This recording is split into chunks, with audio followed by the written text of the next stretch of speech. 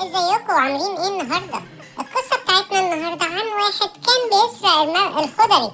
كان بيسرق السوبر ماركت واخد الحاجه وماشي بيبص حواليه ملقاش حد وقال الحمد لله، لكن البوليس طبعا ظهر له ومسكه. قال احنا مراقبينك من زمان وانت اصلا مطلوب للعداله من سنين. راح هو مرافع ايده وقالوا له شفت انت صورتك واسمك في كل حته عندنا.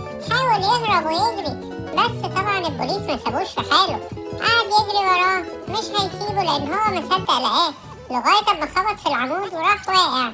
هما مسكوه قبضوا عليه وودوه للبوليس، طبعا ودوه للسجن. كل الناس دي قاعدين يجروا وراه، الظاهر ان هو خطر جدا. تعالوا نشوف ايه اللي حصل بقى في السجن. وهو في السجن كان في سجن شديد الخطورة ومشدد جدا.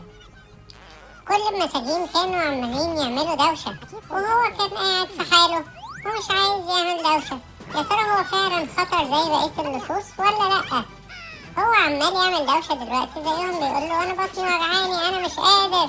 راح العسكري قال له يلا خش على زنزانتك محدش هينقذك هنا. بس هو فعلا بطنه كانت وجعاه، الظاهر إن هو كل حاجة مش كويسة أو كده. قرر إن هو هيخش الحمام أو هيرجع. الحمام ده عنده في الخلية بتاعته، وهو بقى قاعدين يقدموا لهم الأكل بس هو بطنه وجعاه. بيقولوا له اصحى عشان تاكل يلا، ورموا له الأكل في الأرض زي ما انتوا شايفين. هو كان فرحان إن هو أخيرا هياكل، بس الفئران سبقته للأكل. هو مش عارف يعمل ايه، مش عارف ياكل مطرح الفئران ولا لأ. طبعا الصوت بتاع السرينة كل شوية يضرب، بس المرة دي في واحد هرب من السجن. هو يا ترى هيعرفوا يمسكوه ولا لأ؟ هم عمالين يضربوه بس هو قرر ان هو الحرامي اقوى منهم وضربهم كلهم.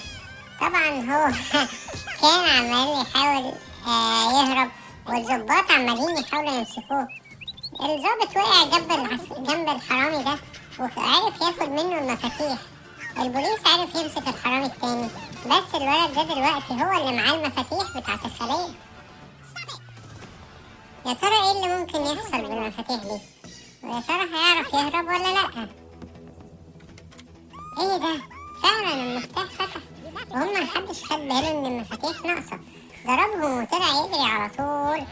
البوليس جاي راجع لقاه بيحاول يهرب. قالوا له احنا هنضربك بسرعة لو انت ما وقفتش، وقعدوا يضربوا عليه الكهرباء بس هو عرف يهرب برضه. جري بسرعة بره السجن وبيحاول يطلع، بيحاول يدور على مخرج. البوليس عمال طبعا يراقبه في الكاميرات وعمال مش عارف يعمل ايه. بس الولد لقى طفاية الحريق دي وقعد يرش عليهم وحاول يعميهم بالطفاية الحريق، وفي الآخر رماها عليهم. هما الاتنين وقعوا، دول الاتنين الوحيدين اللي كانوا فاضيين شافوه. طبعا هو استخبى في خلية وعمل فيها ان هو محدش هيعرف يوصله، وقعد يكسر في الحيطة اللي وراه لغاية اما عرف يهرب من السجن. لقى مخرج ونزل منه على بره السجن. هما مكانوش عارفين يفتحوا عليه لأن المفتاح كان معاه هو. قعد يجري ويخرج من حتة لحتة لغاية ما عرف يطلع برا السجن أخيرا.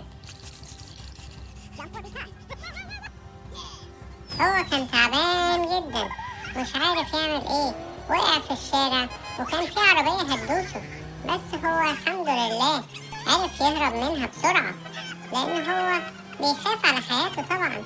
ايه العربيات دي كلها؟ انا لازم اروح مدينة تانية. وفعلا قدر يمشي وهو تعبان لغاية لما وصل للمدينة.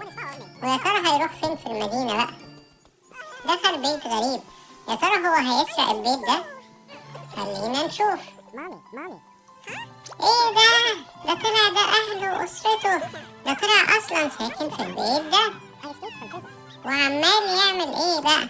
عمال يشوف اهله وباباه ومامته وكلهم كانوا وحشينه جدا وهو كان وحشهم.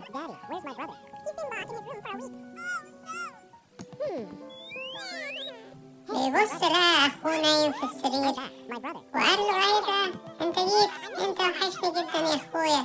انا هحكي لك القصه اللي حصلت ازاي. يوم ما الولد ده نجح كانت اسرته كلها عمالة عايزة تحتفل بيه، وهو كان فرحان جدا وأسرته كانت فرحانة بيه جدا. وقرروا إن هو يحتفلوا برا في محل ديسكو. وهما بيحتفلوا في محل الديسكو قعدوا يشربوا حاجات، والظاهر سكروا ولا ايه مش عارف. بس الولد قال يلا بقى ده ميعاد المروح، واخد العربية ومشي. والولد اللي بنضارة كان هو اللي سايق، واخوه كان قاعد جنبه. وفجأة خبطوا ست كانت ماشية بتعدي الشارع، والولد اللي بنضارة موتها. بس اخوه هو اللي اتسجن. دلوقتي عرفنا ان الولد ضحى بنفسه عشان ينقذ اخوه. هي دي حاجة كويسة منه، بس اخوه هو اللي عمل الجريمة، يبقى لازم هو اللي يتعاقب. ما ينفعش حد يشيل الجريمة بتاعت حد. ولا انتوا ايه رأيكم يا اصدقائي؟ قولولي في التعليقات اذا كنتوا موافقيني على الرأي ده. الولد طبعا كان خايف، بس اخوه قال له ما تخافش، انا هحلها وهنقذك. هو ما كانش عارف هو هيحلها ازاي، بس هي دي النتيجة. الولد قال له معلش سامحني يا اخويا.